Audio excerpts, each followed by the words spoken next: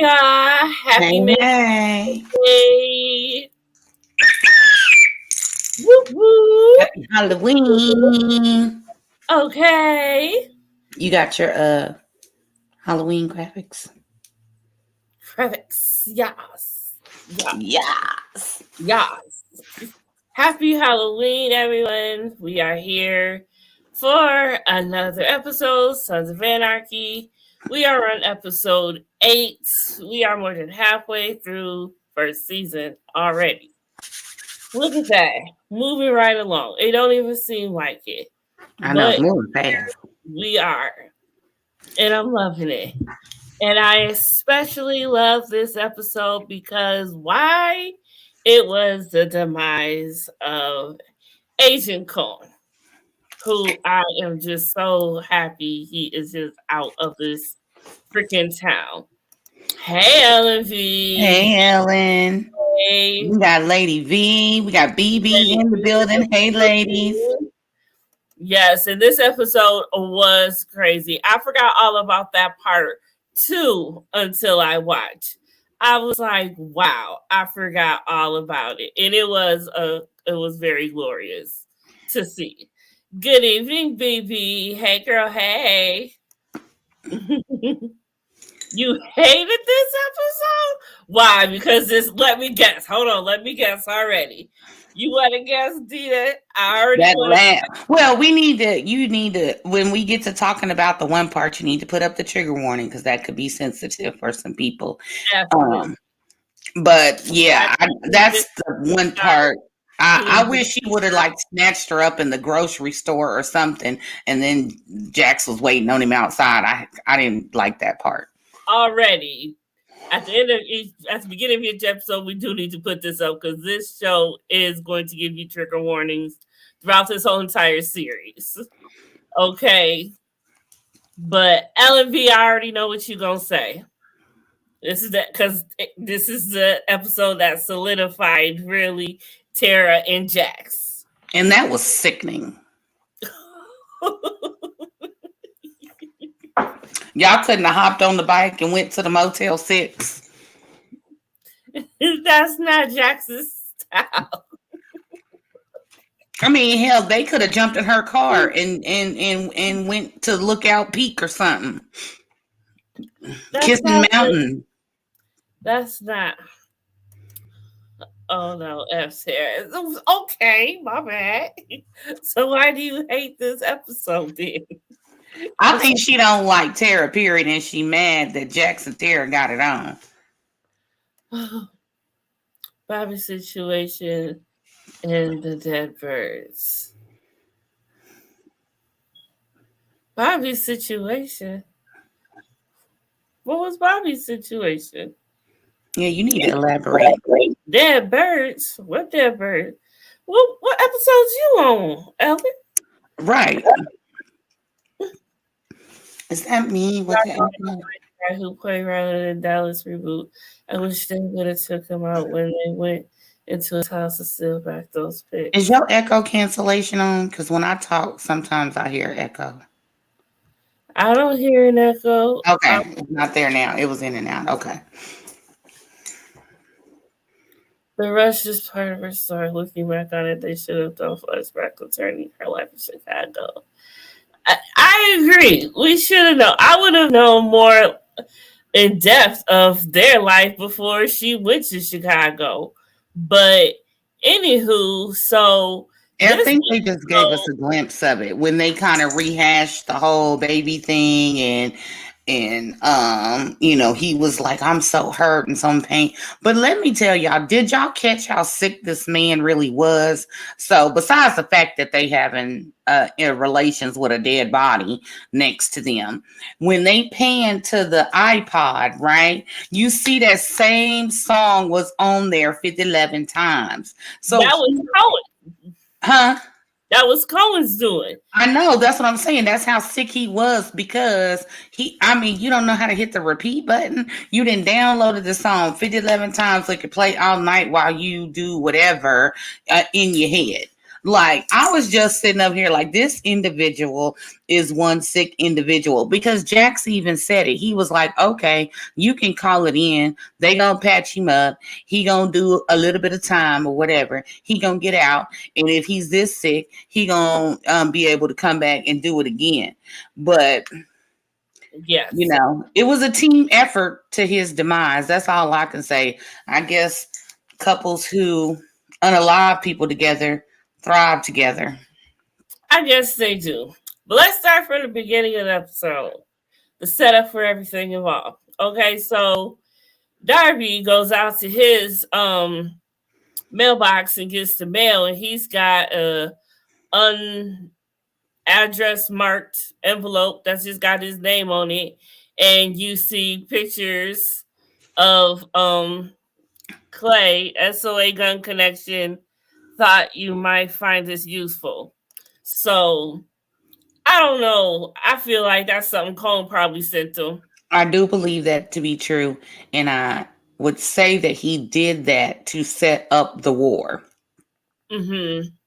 And I think that he figured, if these people are at war and these people at war, that in some sick, twisted hope of faith in whoever Satan he prays to, that Jax would meet his demise in this war, and Tara would be so heartbroken that she would fall back in love with him, and they could go back to Chicago and live happily ever after. Blech. Yeah, I almost puked saying that, but I really lost the half of that playwright. That's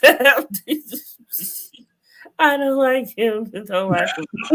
Well, tell us how you really feel, Lady B. Yeah, Darby is a real slick snake, but man, when I tell y'all that it's I mean, well, of course we know because we watched it, but the fact that the Mayans man didn't handle his business properly, and everybody knows who came after them, like, the Mayans ain't safe right now. They need some security.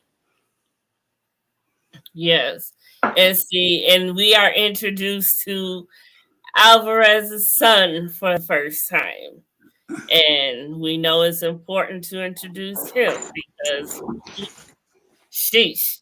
And see, that came to bite him in the tail a little bit, even during the Mayans TV show. See how that haunted him from this show all the way to the Mayans. I'm gonna have to eventually get to watching that now that I got some free time, because most of my shows is over. I think I'm gonna start binge watching the Mayans. Girl, man, how that last season ended! Oh my goodness, all that cocaine! Oh my god, there was so much. There was so much cocaine. It was like 2 warehouses sizes of a barn, and someone just burned it all. Who do y'all think burned it? Who's watching the Mayans in the chat? Who do y'all think burned the barn?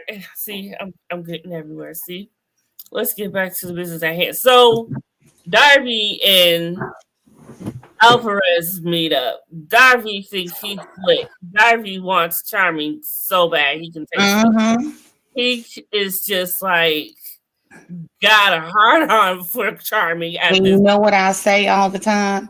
Don't be so thirsty that you drink from everybody, because that's how you get poisoned. Cheers to that. Y'all got y'all drinks. Everybody in the chat, if y'all sipping on a little something tonight, type in the chat what your little Halloween drink is for tonight. I'm sipping on some Patron that was gifted to me, so it tastes even better than if I had spent my own money on it. What you sipping on over there? Oh, you already know what I'm sipping on. What I'm Tito's. You got you some Tito's. But what's your chaser? What you mixing it with? The lemonade, limeade? What you got? Just some good old-fashioned orange juice, baby. Ain't nothing wrong with that. Just some good old-fashioned orange juice, okay? My Lady V said water is all I got. Girl, let's call up Jesus so we can turn that water into wine. Thank you, baby. let's do that. That's what we gonna do, okay? I hear you. It's gonna be all right, though. We go But back water is good for you. I need to drink some more water. And and make the let's see, this skin is shot number 2. So after shot number 3, I'll drink some water. makes the skin glow. Water's Gotta drink H2O. responsibly. H2O is the way to go. Okay. Right. And we all must drink responsibly. So we all need to, after shot number 3, we gonna take a TV timeout for some water. There you go.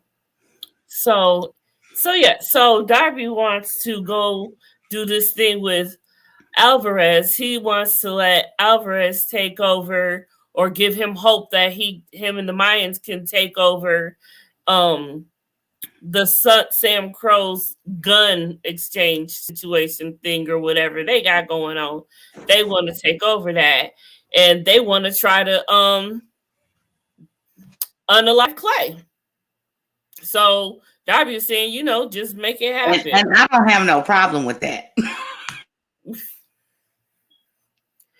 See, and even though still Clay deserves it at any time to get what he's got coming to him, and I never realized it until watching it this time, but I realized Clay got it coming to him anytime at this very moment.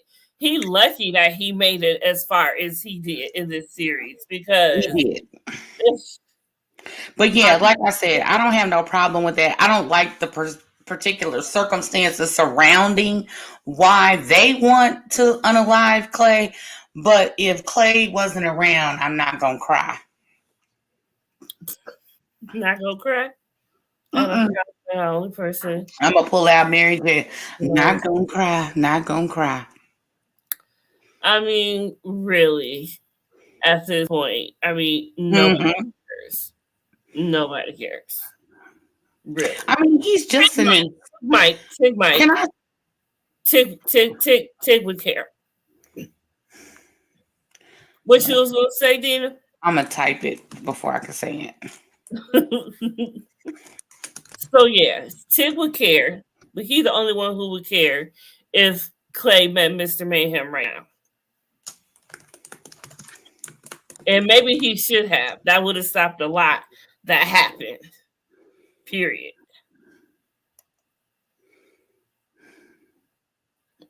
I don't know.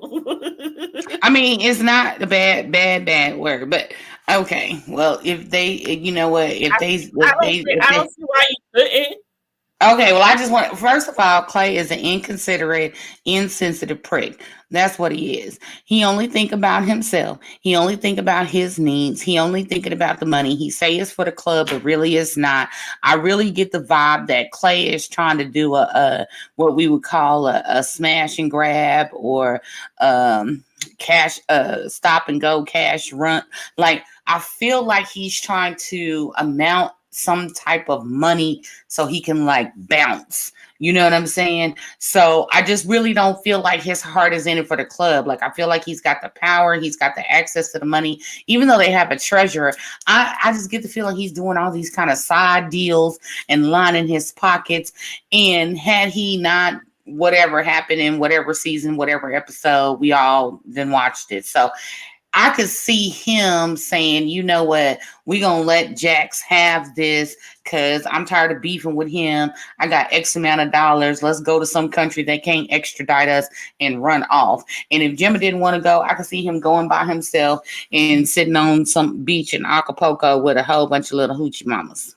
But that's the thing. That's what he is trying to do from all these side hustles. He's trying to cushion himself.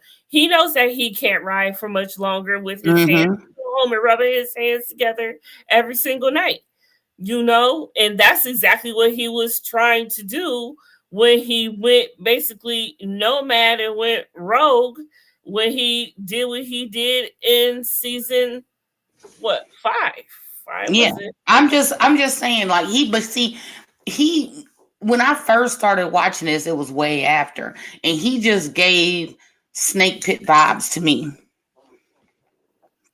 Like, he is, when somebody be like, I'm not like them other guys. Oh, he's the leader of the other guys. That's Clay. Clay is the leader of the other guys. He will smile and tap dance all in front of your face and and could be charming and blah blah blah whatever, but the whole time he's only looking out for him and what he's trying to accomplish, and screw anybody else who get in his way.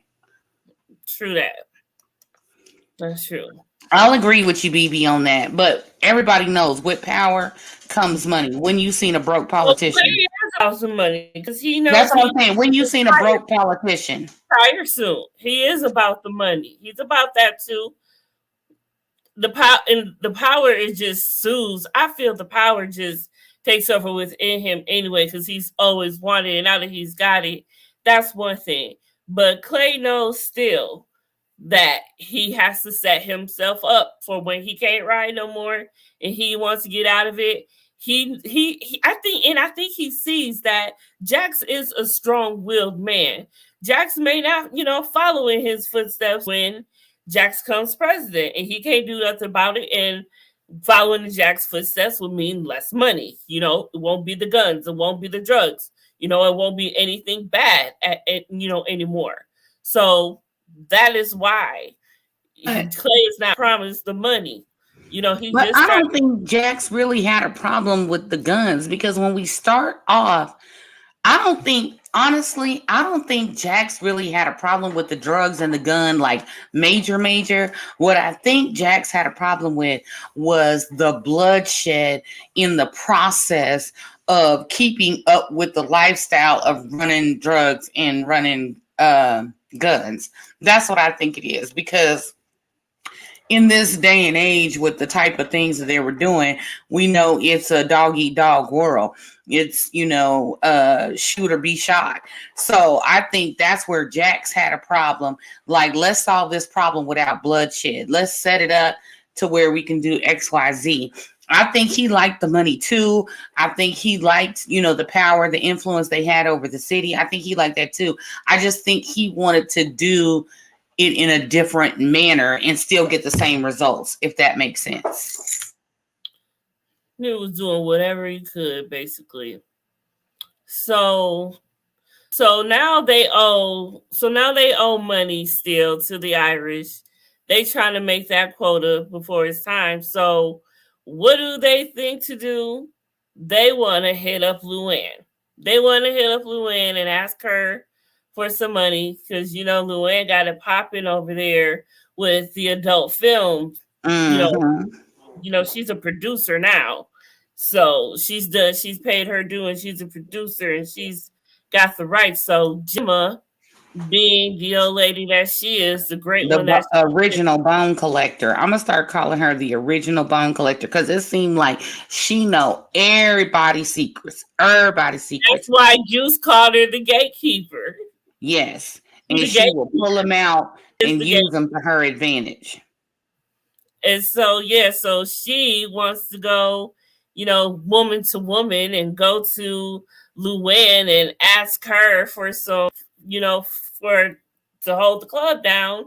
And she puts on this sweet thing. Oh, Otto fronted you the money to get. It wasn't no sweet thing. That she was being nice, nasty. Yeah, so she was using that. She was like, okay, but then she gonna say 20% interest. Well, and you know what? Here's the thing. I'm not mad at her for saying it, because Gemma probably thought she was gonna get it and just return the actual dollar amount. So I'm not mad at her for saying it, because in the sales world, myself personally, you go with a higher amount because you got room to negotiate. You don't never want to give your bargain basement rate up front, because then they're going to be like, well, can you do $10 less? Now you screw. So I admit, because see, she could have said 20% and Gemma could have said 15. Now, personally, when Gemma said you need to rethink that, I'd have went with 10. You know what I'm saying? But maybe because they got history, blah blah blah, whatever. She said 5, and Gemma was like, "Cool." You got history, and gonna hit me with 20? Like, we better than that. But she said this is business. You calling me in the middle of the day, though?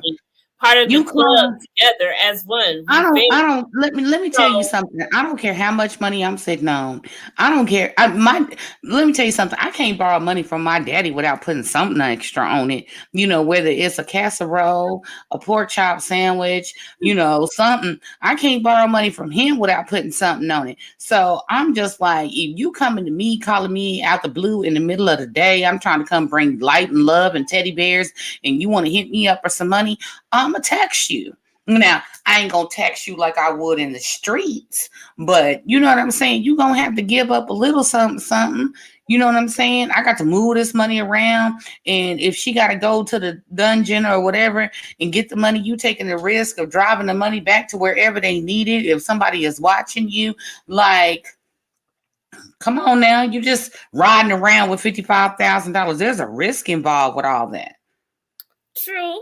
That Yes, is BB, I'm charging you interest. Business is business. You know what I'm saying? But I will tell you this. My daddy, I call the Bank of Bones, and my mama the Bank of Harper. Let me tell you something. They get paid back before Wells Fargo, Bank of America, Chase, student federal loans, or whatever. Because you know what, my credit limit is high with them. So yeah, I'm gonna make sure I take care of them. But you know what I'm saying? Luann's kind of looking like, what if this deal goes all the way bad? You know what I'm saying? I Everything mean, ain't guaranteed for the Suns to go right. I mean, yeah, this is TV, so and she that is probably true don't get her money because back. But in the real world, it don't work like that. and it is true now that you mentioned that because considering her man is in jail right now for the Suns. So yeah, that And makes you a know lot what? of Every time they ask him to do something, you know who he asked them to take care of? Luann. He yep. he he held her down. Apparently, it looks like from day one. Got her out of that life. Got her in the position to be a producer and no longer be a mattress actress. So you know what I'm saying. He always doing for her. But then at the same time, don't take my kindness for weakness and think you finna punk me out of $55,000 I after know that. I done laid on my back to get this $55,000. No, she said took two up the arson while a boy something The on her teen, face. I two don't know how teenage, she worded. two Hold on, teen, how let's did just she word that? two teenage boys for 6 years. Let's just leave it at that. Yeah, like six you're taking two in the back while teenage danced on I said the word danced on her face. We gonna go Yeah, with that. yeah, Danced danced on on her her face. face. Yeah, And we y'all gonna go know with that. dance it is if y'all know what I mean. So yeah. So I mean, yeah, so I probably would too, but come on, you should have known better with the club. And I think Gemma just wanted to assert herself any way she could. Because No, she I think her and know, Gemma have a went through a girl connection. thing and they cool. So Yeah, they that's what I'm saying. I honestly think like her and Gemma have a connection because you remember when Gemma was trying to get dirt on Tara, she went to Luann. yep, her and So Luann been they like this, if yeah, anybody could her be and like Luann this with like Gemma. But you know what I'm saying? I think Gemma feels like she trusts her or to a certain degree or whatever the case is, but they got history, they cool or whatever. So if Clay would have had Luann dragged down there, because him with his dramatics or whatever, if he would have had her drugged down there and said, you need to do this for the club, she'd have went and called Otto and he'd have bitched to fit. right. Oh baby. Cookie all out of shape, she earned her money. Yeah, she looked like hers just out of shape. I ain't gonna lie. She looks like she don't been through some things and some things don't been through her. Look at her. She got a strong face. You know she been working that mouth. Look how strong that jaw Mhm. structure is. She Yeah, been girl, she got some strong throat muscles, okay? some strong ones. Some strong ones. Yeah, buddy. So so Jax has a little moment where he's going to see about homeboy. Hold on. And homeboy is hanging out of the truck.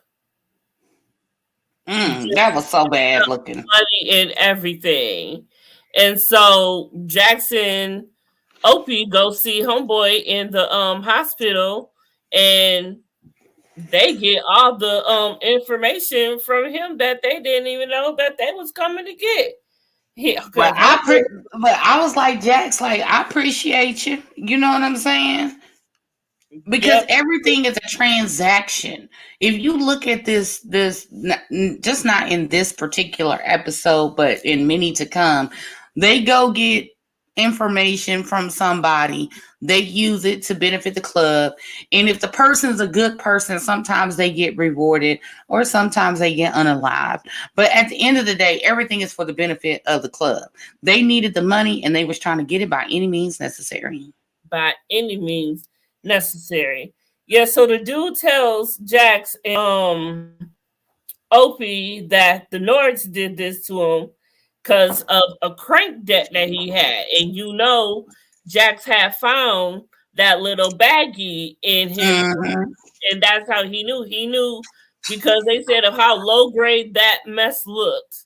They knew it was his because Darby out here, selling trash. Right, because wasn't it Juice? He's the resident, drug expert, talking about it's been stepped on so much it's barely a narcotic. Yes. So, his nothing for nothing. So then he says, yeah, and Oswald's gonna fire him when they find out the empty tanker. The North told him the deal was the payment for the tanker was the deal for the crank debt. And so they took a full tanker from this man. It said he told him where it was. He went and got it. They went and saw and got it. They see someone else had came and got it. The Mayans had got to it first. So they had ended up getting it from him. Jax out. They didn't even show how they ended up really getting it. They did. They was playing chicken with him in the road, basically. And then that lady had tried to swerve her truck, and then the truck stopped, and then Jax was on one side with the gun, and then who was it? Tig or whoever was on the other side, or Opie, whoever was, I can't remember the other person, but they was on the back side with the gun, and basically they jacked him and left him on the side of the road and took the tanker and then went to Unser. Yeah, so they go to Unser, and Jack's trying to sell it to him. Mm-hmm. And the way he was talking to him was like a straight hood street deal. And even Unser was taken aback. He was like, damn, can you even pretend, Right. Right. I'm not a cop. But that was a hell of a deal he gave him, though. You can't beat that. He gave him a hell of a deal. And Unser took it because Jax came back with that money and he made that deal. He did that without any means necessary. That's the one thing I can say about the business mind or work ethic of the club. They gonna make it happen by any means necessary. Oh, they get it done. No matter what it takes, they get it done. That's what they all about. And so so you've got Halfsack here. He wants to try to do something for the greater good of the club. He goes off and steals a freaking ambulance for no reason. Why is my boy stealing an ambulance, y'all? I love him. It's worth $100,000. I love Halfsack. His heart is definitely bigger than his brains. But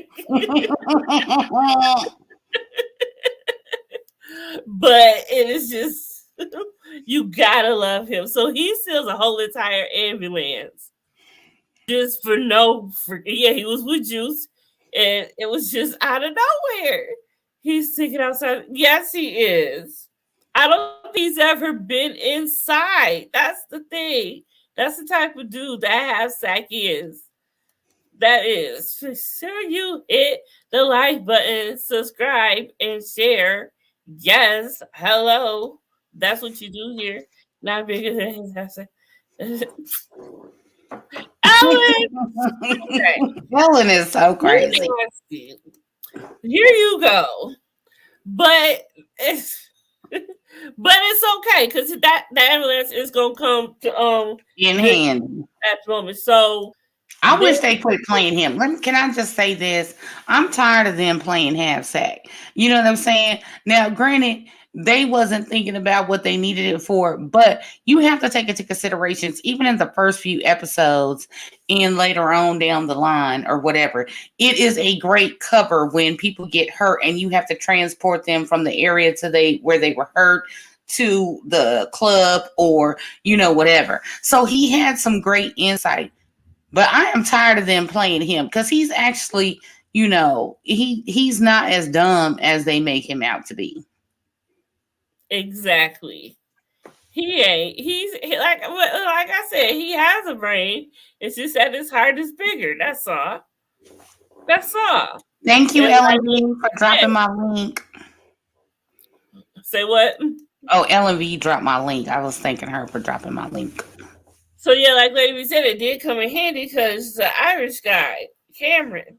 So this is the dude that Clay and Tig had met up with, and see in charge of they knew handling or whatnot, trying to do business or whatnot.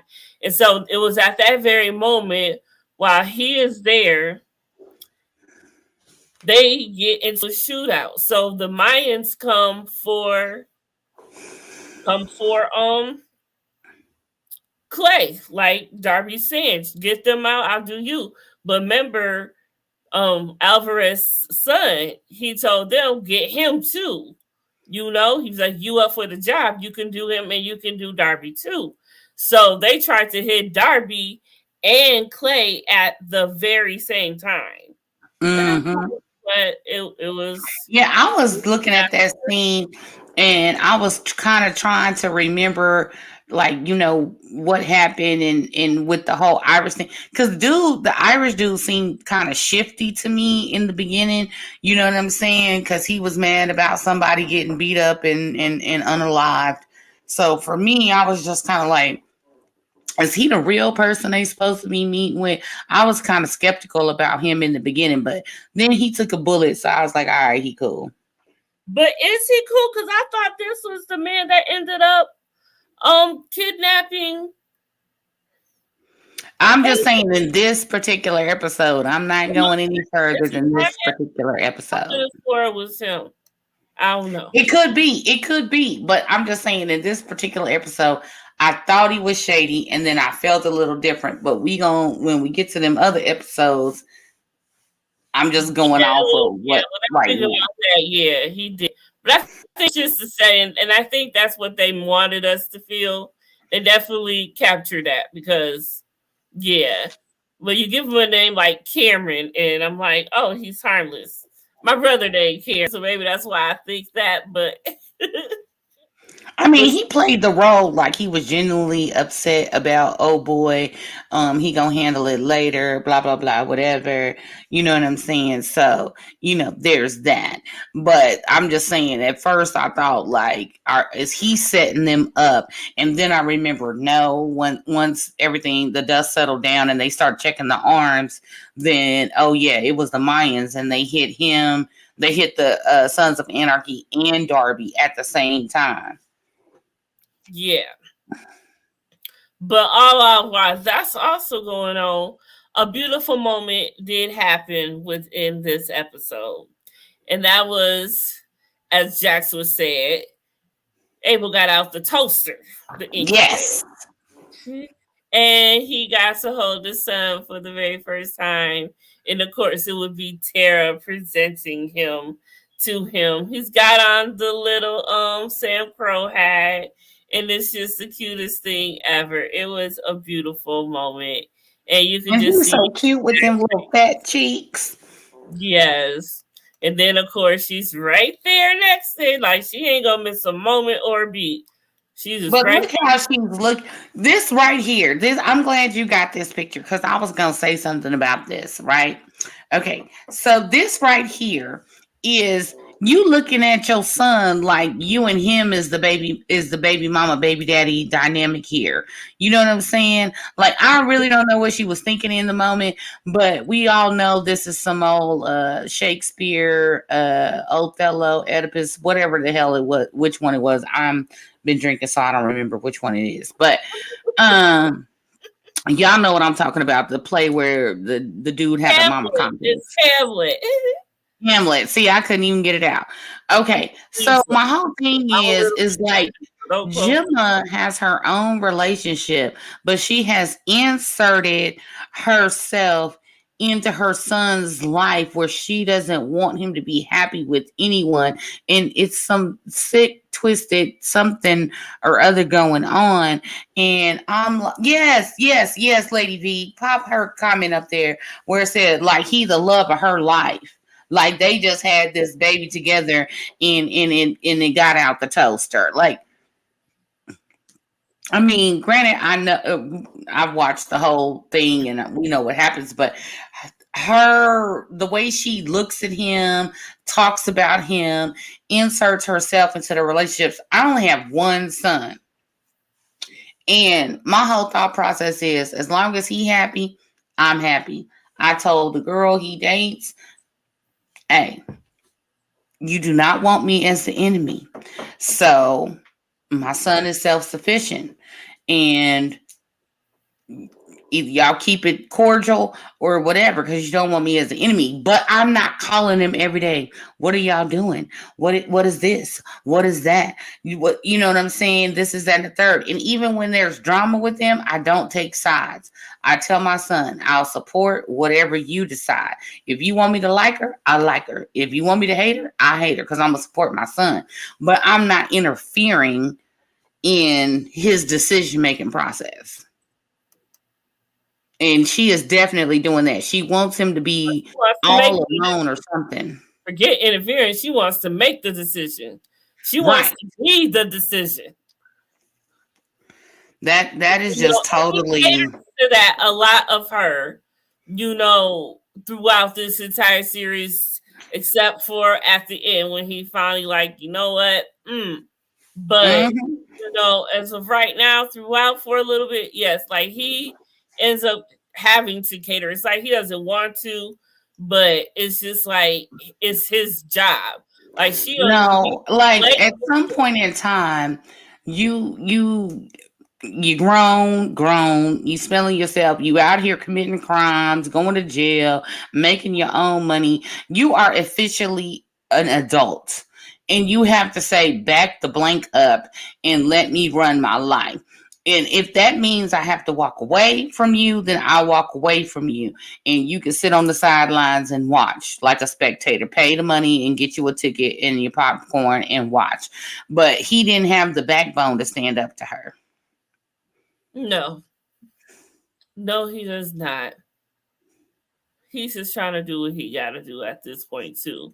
I don't think he really sees it as such a big deal right now. But no, I mean, my whole thing is if you're gonna be a man, if you out here in the streets whoring, you out here in the streets committing crimes, you ought to be able to stand up to your mama. True that. If you can shoot somebody, if you can blow up warehouses, if you can go and do jail time, you can stand up to your mama.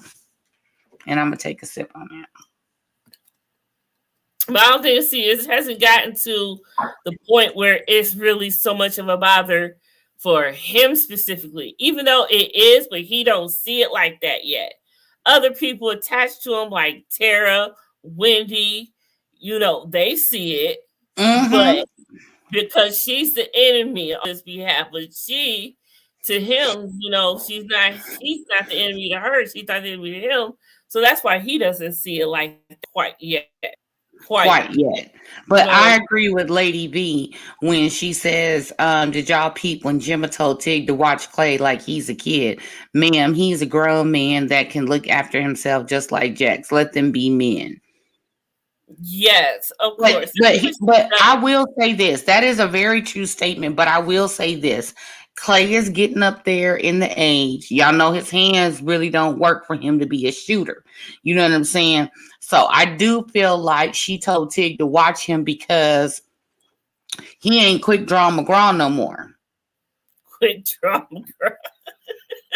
Y'all, I'm dating myself. I'm just Quick saying.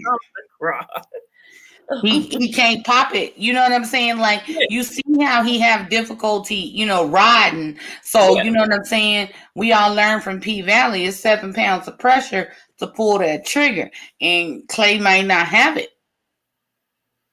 Yeah. Nah. He may not. He just may not. I mean, if his hands work one day and don't work the next, that is not the situation that you want to be in a shootout, and your hands ain't working. No, ma'am. No, I'm ma'am. just stating the facts, y'all. I'm just stating the facts. Don't be That's mad at me.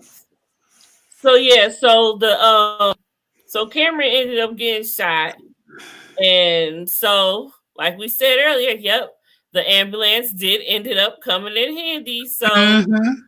it all worked out for Half Sack in the end. So Ghost Star for Half Sack. So they transport Cameron in the ambulance that they have right here. And immediately after, we see a complete face to face off, toe to toe type Mm-hmm. situation between Jax and Clay. Now, all the episodes leading up to then, they have been having their moment. But this is, I think, it was really, significant. Yeah, and then Tig was talking shit afterwards too. He made me mad. Yeah. But I mean, but see what they don't like. Bloodshed doesn't always solve the problem. It might solve the problem immediately, but then there's the trickle down effect. There's the war. There's the, going to jail. There's the this, is, and the third. So it's not uncommon for somebody to try to figure out a different way. As the saying goes, there's more than one way to skin a cat. Less, or, the road less traveled, whatever cliche you want to use. But the fact that Tig was talking cash shit. He was really, he don't trust Jax, just talking to Clay like Kissing ass, trying to be on Jax ain't Clay's nothing. team. You know I what I'm don't saying? But we know later on down the line, Jax, has helped Tig many a times. Like, look at all they did to hide the bodies. It was Jax who came up with the idea, you know what I'm saying, to go and get the bodies and clever. all He that stuff. it, yeah. But back to that. See, Clay is in his feelings right now. Clay just almost, Clay just almost saw his life flash before his eyes. Mm-hmm. What he sees is red right now, so he want to go on a pew pew pew spree right now. And this has always been his thing, trying to see if Jax is really about that life and just able to go out and raise mayhem and just spread and shed so much blood, and see if he really got the balls to take charge of this club one day and run it right so they don't get stumbled over. Kind of like what you call it was doing jury's chapter that they just patched in. So they don't want it to end up like that. Clay certainly don't. He's done so much to get the club to where it is right now. Look what he's had to do. He had to kill his best friend, unalive his best friend, and no one even knows it. But he will do anything. Clay is about that life, no matter what. That's the whole thing. You gotta ride or die with Clay for real. That's all Clay is about. So, and that was the thing. And so the whole exchange between him and Jax, it was just like you saw that this is a clash and this ain't gonna be easy between them going forward. is gonna always be a thing. So that within itself, I'm like, okay, you gonna see. It's like father, like son. So when they were all done, so he goes to get Tara. This is the first we have seen him say use Tara and ask Tara to come help something out with the club. Mm-hmm. And it looked like it took nothing because that wasn't even nothing to even look at. You see how easy it was for her to just go, obviously. And give him what he needed and don't ask questions. But it's funny because you know how like sometimes you watch shows and you get like the premonitions or whatever. So for me, this actual scene when he was like, oh, well, when I heard you came back and I kind of thought how this will play out where me saying I'm sorry and you asking questions or not asking questions, whatever he said about, you know, the dealings that he have. I kind of feel like that's a Donna and Opie conversation as well. And so, but it just kind of gives you a premonition of what takes place in the future of Jax out there handling his business and Tara not asking questions. I mean, and that's you know, and that's kind of how they try to make it. You know, the less you know, the better for you. You know, don't ask, don't tell type of situation. You know, so it's always they always try to protect their old ladies the best way that they possibly can because they can't ever hurt them to get to them. And that's always what they know. That's the price you have to pay when you have love, when you want to be have this lifestyle. Right. And the crazy part about it is whether it's the motorcycle club, where it's drug dealers, where it's a gang, it's whatever. It always seems like anything and everything you love can be considered a weakness. You know what I'm saying? Whether it's your children, whether it's your wife, whether it's your mama, your favorite uncle that was more like your daddy. We see this in any and every, you know, genre of what we watch, that when you're in this game, so to speak, anything and everything that you love can be considered a weakness. True. What do you mean introduced to Chips? We did find out that Chips, you know, once was a medic when he had served. For 5 months before he was discharged. Yep. But what did he call it? He called it something. What's that? A dishonorable discharge, I think. He went off on somebody or something. Said something. I forget. What was it? Like fancy words. Court martial. Court martial. Mm-hmm. Yeah, court martial. Yeah. So we finally learned that little bit about Chips for the first time because we didn't know nothing much, but now we got a little taste of Chips finally. Whoop whoop. So what else do I want to bring up?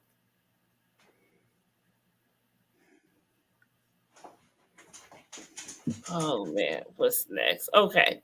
So next we have what is this? Oh, so when Jax finally leaves, he gets on his motorcycle and he's out after he's, you know, brung her back home. And, you know, and they had, and before he left though, you know, they had exchanged a couple of words. And when they did, it sounded like or seemed like to me that it was just gonna be like whatever, you know, I'm still the same guy from back then. You've changed, you've become a doc. You know, he called her Doc. You know, he was like, hey Doc, you know, I'm still the same old guy, same old boy, whatever. And so it made it seem like, you know, maybe whatever this was could have been whatever isn't gonna work, you know, because you know, I'm definitely not gonna change and you're probably just gonna want to leave again because of the whole situation and whatnot. So he left on his bike and left. And she goes into her room. She sits on her bed. She starts taking off her accessories or whatnot, and out jumps this crazy man. Here, Psycho. psycho, psycho, Agent Cone. So she's about to scream for her dear life, and he covers her mouth, brings her to the ground. He's wrestling with her, and he's got to force her basically to just be quiet. Now, he is one sick, twisted man. The way he's talking to her, just like, let's work this out. We could work this out. Tell me what it is you don't like. What is you want? I'll And she change. played the role. She played the role good. She need an Oscar for the role that she played to calm the situation down. Child, I don't know how she did it. Man, yes. Like, how did you get in my house? How are you here? Why are you here? Get out of my house. A whole restraining order. Restraining order. Restraining order. Yeah, let me say the proper word. She played the role and deserves an Emmy or Oscar for de-escalating the situation because when he did the whole part about the baby thing, he was getting riled up and she had to bring him back down because I believe that situation could have turned for the worse. When he brought up the baby, I definitely thought like, oh, wow, this is where we're going. This is getting deep. This is not about to end well at all. So we find out also, that she was pregnant and there was a miscarriage, whatever. So her and, how can you go from dating someone like Jax to someone like Agent Cohen? Like, Because I'm going to tell you how you do that. You go and you try to date opposite of what you're attracted to. So when she was in Charming, she was dating the bad boy. So she goes to Chicago. She's a doctor now. He's an ATF agent.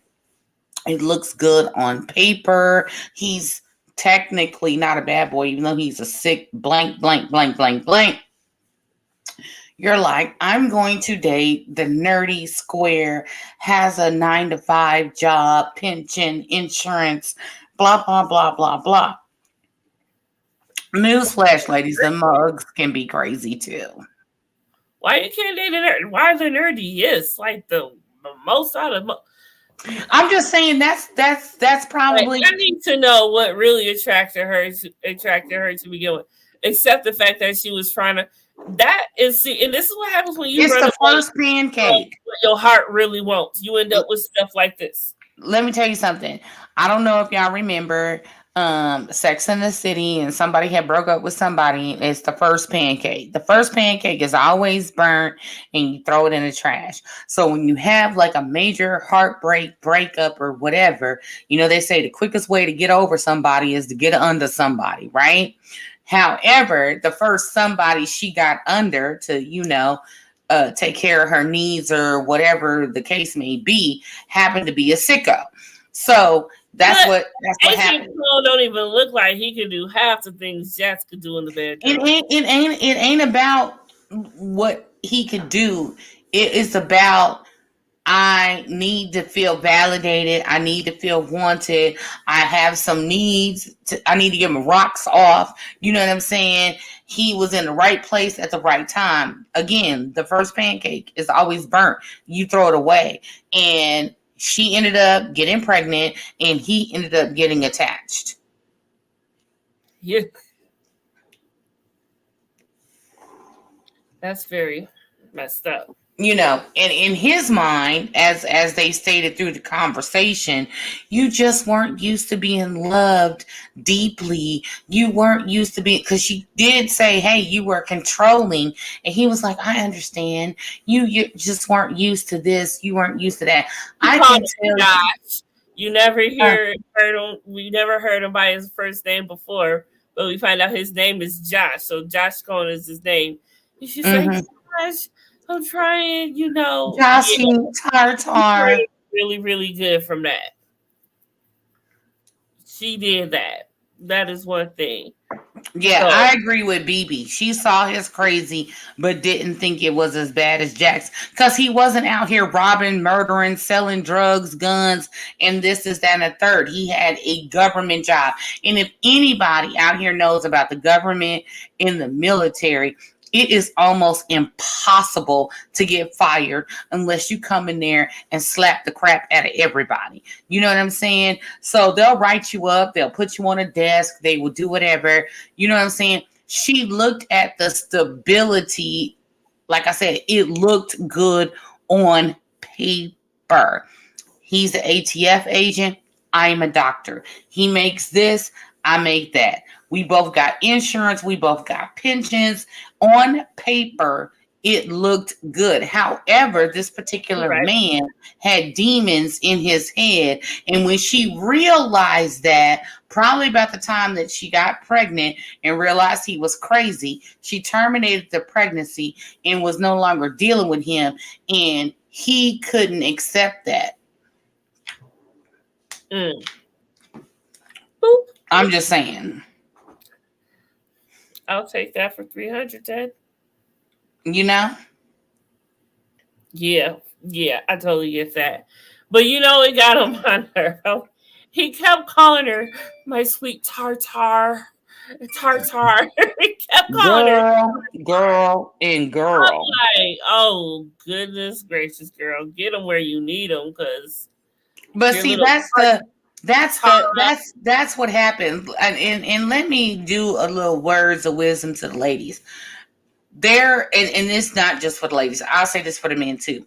When you are broken or healing from a bad breakup, a bad relationship, or even toxic mess going on with your family, there are people out there that pick up on that and they try to show you what it is to be loved, but they are just as equally controlling. They are just equally narcissistic. They are just as equally toxic, but they mask it so that you will fall in love with them or confide in them or whatever. And then they flip the script on you. So the best thing to do is to be healed. She was not healed from Jax when she ran into this man. And that is what led her down the road of this right here.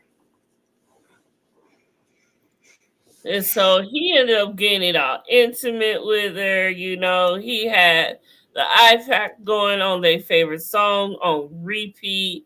He lit the candles. He like put on this whole entire function. You see, he had it everywhere. So he was But just you could tell he was awkward. Like, you know, how he was trying to light the candle, how he was trying to put the iPad on.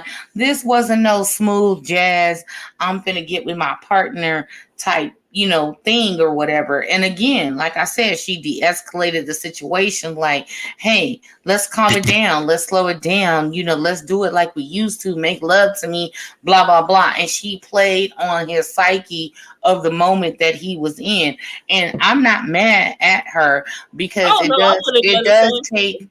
it does take a lot of insight to understand when you're in a type of situation like this, what is going to take to de-escalate for them to slow down. She had already seen the gun when he put it on the table. You already know she was peeping out a plan. You know what I'm saying? And she had to execute that plan. So she had to de-escalate him, make him feel comfortable so that she can maneuver. Because at the height of his anger, any sudden movements, he might have reached for the gun. You know what I'm saying? So she did good. Yep, absolutely. She absolutely, and she waited for the right exact time where she could, and she grabbed that ground, the nightstand, and she Mm-hmm. let him have it the way it needed to be had. Because Most definitely. And I'm not mad at her at all because at the end of the day, protect your temple and protect your peace. absolutely, she got him good. She like he hurt. So right then and there, he quickly realized what was going on, and she was no longer tartar. She's a bitch and everything else under the sun. Yes, look, BB, I'm right there with you. I am right there with you. I said earlier they couldn't have went to the Motel 6, they couldn't have went to the car, they couldn't did something like this just truly proves the mindset of these people. Yeah. Tara Tartar. That's what I'm saying. He was just, I don't know. Maybe that's his thing. Give someone a credit. Exactly, Lady B. I'm 100% with you. Now, when it comes to them dollars at my job, yes, my name is Dina, but I've been called Deanna. And when I answer the phone, I'll be like, blah, blah, blah. Thank you for calling, blah, blah, blah. This is Dina. Some people call me Christina. I don't care. You signing the check over to the hotel, I'm going to get my bonus check where they spell my name right and say it right. But when it comes to the bedroom, boom, like I couldn't, if somebody kept saying my name wrong, Control, Alt, Delete, backspace, backspace.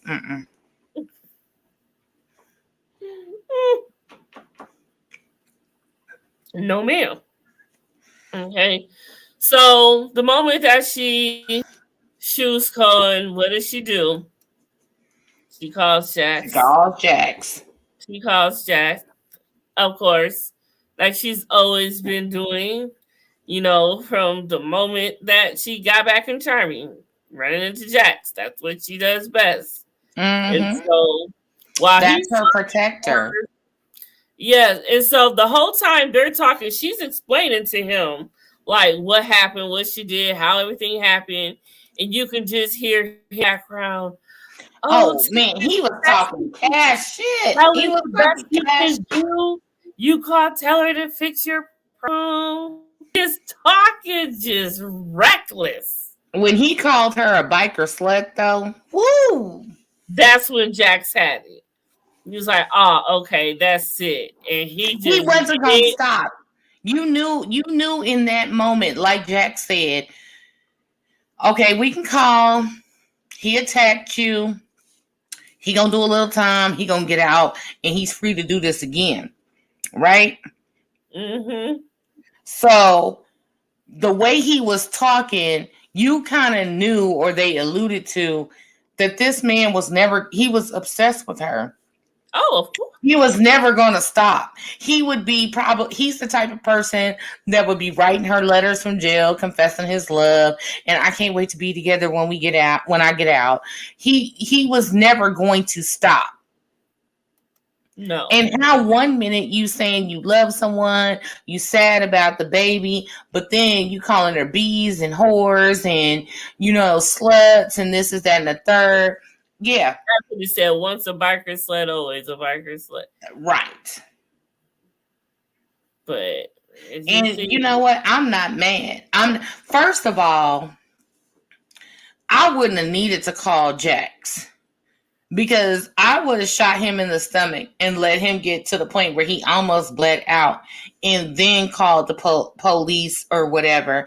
And considering she's a Karen, I'd have played it to the fullest. You hear what I'm saying? I would have played Karen to the fullest. I'd have won an Oscar, an Emmy, a Grammy, a Tony. They would have asked for the gun, and remember, that's the gun that Gemma gave her with no serial number on. That was his gun. She shot him with his gun. Yeah. Remember, because he took his gun off and set it on the nightstand. And then he was trying to be romantic with her. So she shot him with his own gun. So yeah, I'd have sat there and I'd have milked it. And you know what? I'd have even went as far as to pull a thin line between love and hate and went and put some oranges in a stocking and beat myself. And trust and believe, by the time the police got there, I'd have been crawling in the front yard to meet the police and fell all out. Oh my God. Oh, wee. Now she deserves an Emmy, an Oscar, and a Guild, and whatever else. Man, the MTV People's Choice Awards, all that. Let me tell you something. He would have been in there bleeding out, and I would have been crawling out the front door in my robe, bra, and panties scared for my life, and he would have never got out. Yes, Lady B, the oranges trick. For someone like him, now I don't condone what happened in Thin Line Between Love and Hate, because I know folks is out there doing that. But in this particular situation, in order, because being that, I'm a person of color.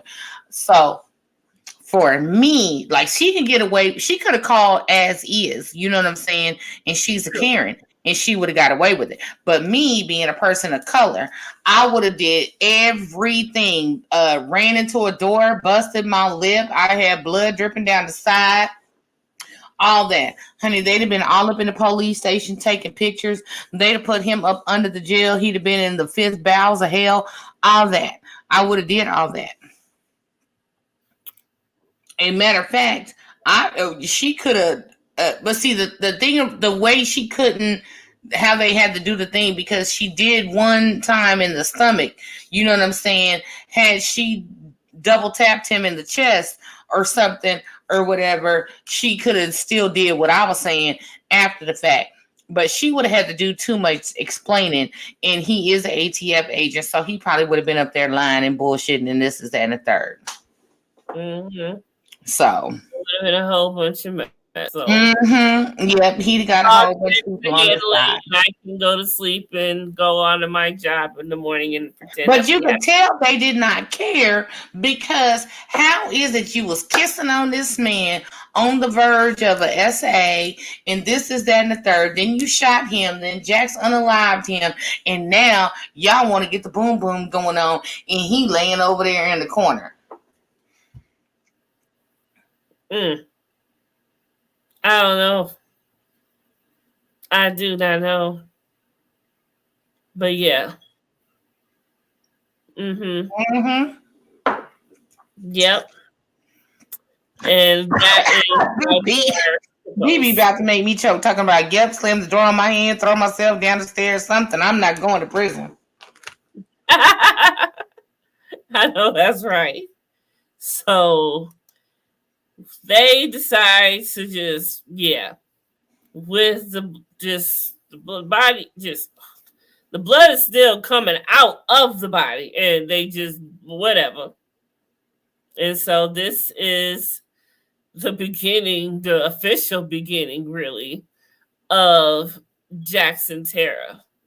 Because, after this, how could you be talking about the little stuff now?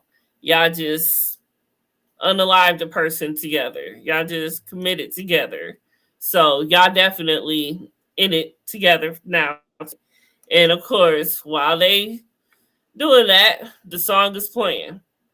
And that's sick on their behalf. That's even. So and that is how this episode ended, with that on the loose. Yes, the season kisses are very lackluster. I mean, but hey, they did enough. I mean, the whole big idea was to just think about, oh my gosh, they're doing that with a body right there cold on the floor. That was just the craziest. I mean, the way she was screaming and hollering when he did what he did, I was just like, and 30 seconds later, you getting the boom boom room jumping off, like, what? That's what we doing? I guess I just turned on by different things, I guess. Different strokes, different folks. Well, like I said, the couple that unalives together thrives together. I guess because that definitely consummated them as a couple. I mean, it was a team effort. There was two shots, one from him, one for her. So it was definitely a team effort. Yep, absolutely. So there's that. ATF Agent Cohen is. But that just sends down a whole spiral effect of some extra BS that's going to come down the line. Because that one lady with the red hair with her little trifling ass, she.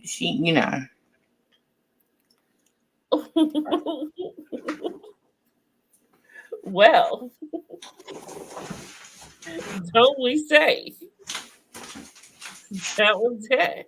So yeah, in this episode we see that Darby is definitely the enemy, and he will stop at nothing to make Charming his.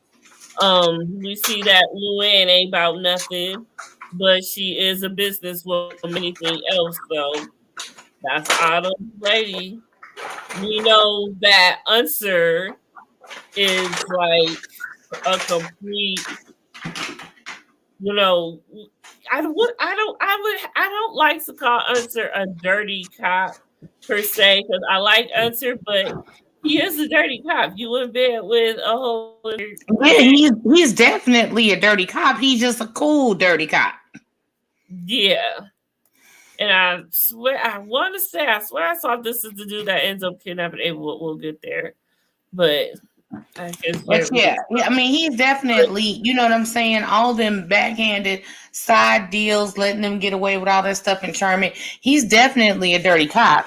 He's just, you know what I'm saying? He's cool. You know, he's not dirty Harry. You know what I'm saying? LMV was all the way somewhere else. I'm like, what? The bad birds? Not yet. But yeah, I agree with Lady V that Jax is attracted to Tara because she's just like Gemma. And you know, the Freudians say that, you know, people go and date people, you know, men date women like their mother and women date men like their father. So a prehistoric cop. Yeah, I mean, not the prehistoric though. Not the prehistoric though. he is old. He is old. He's definitely old. Gotta give him that. But we gotta cut us a break. He got the cancer. But you know, Unser is cool. You know what I'm saying? And in multiple episodes later on down the line, he actually genuinely tries to help people.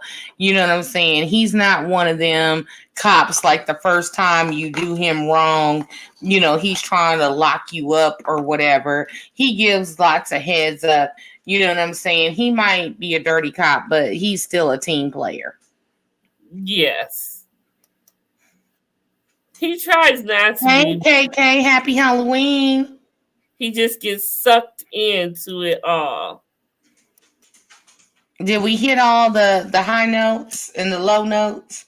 I believe we did. We got through all the pictures. Let me make sure I got through all the notes. Yes, BB. We all know who Unser loves. He been in love with Gemma since high school. Yup.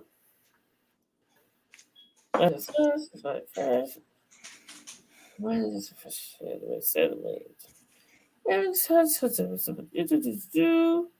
Yup, just Yup. I think we got everything. Jack's has to be the spirited, yup. Yeah, so Ding Dong Cohen's gone. The Mayans. Ding dong, the witch is dead. The witch is. Oh, I'm sorry.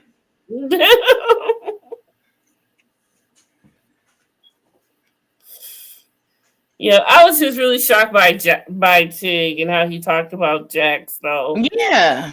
you don't trust him. Like, how you not trust your vice president? And the sad part is that later on in numerous episodes, Jax is all about helping him and stuff. And it just goes to show you, like, you be out here in these streets defending people and helping people, and they talking bad and dirty behind your back and ready to take you out, which is just crazy.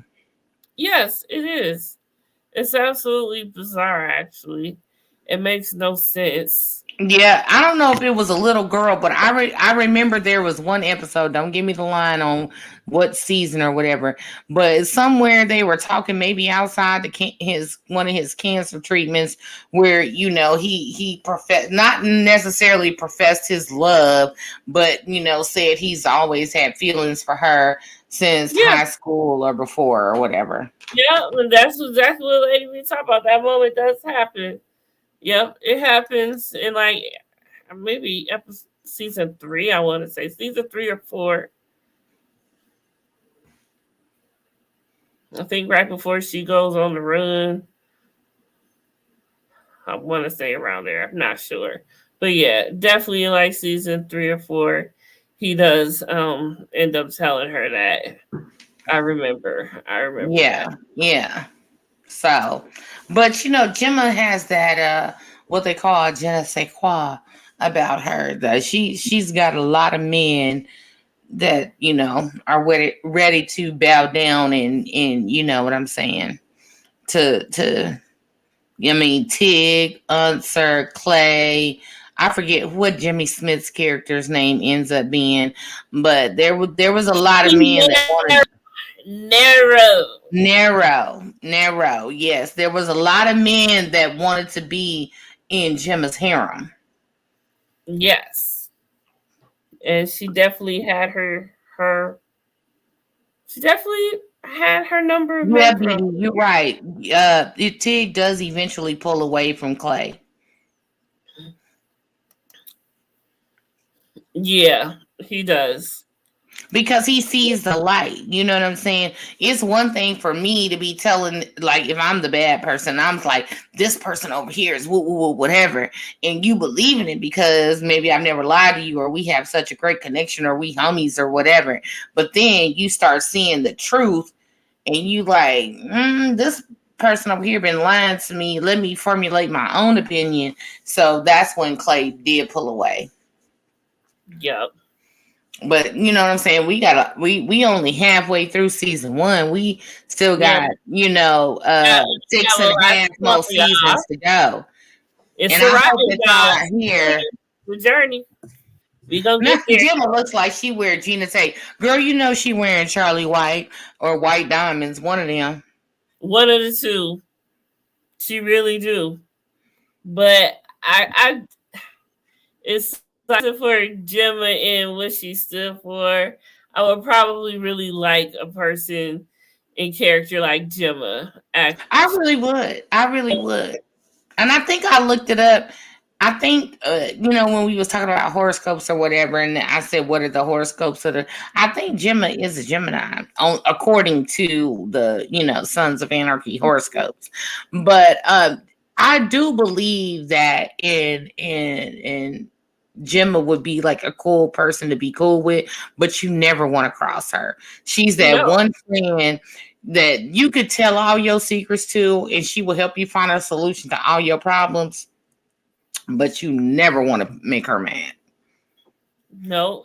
Because everything you told her will come back to haunt you. You gonna be her friend. She's the type of person you gonna be her friend for life. Like, oh, she slept with my man. I ain't want him no more anyway. Yeah, So girl, let her no, have you him. can have them. She can have him. You want me to drop them off to you next time? Let me know. You know what I'm saying? Shit, girl, I took him to get a pedicure, manicure, and a full body wax. I'll drop him off at 7:05.